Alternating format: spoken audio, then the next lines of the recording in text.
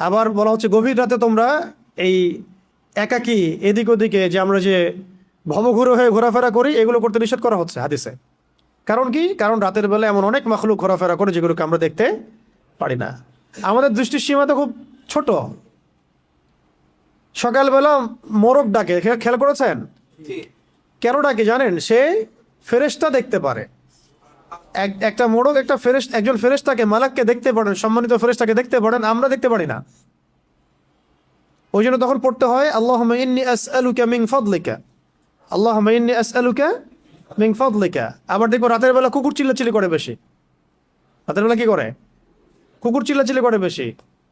কুকুরের ডাক শুনলে আমাদেরকে পড়তে হবে আউযু বিল্লাহি মিনাশ শাইতানির রাজিম। কারণ কুকুর দেখতে পারে জিন শয়তান। কুকুরের দৃষ্টি আমাদের দৃষ্টির চেয়ে এখানে প্রখর, সে দেখতে পারে জিন শয়তান, আমরা দেখতে পারি না।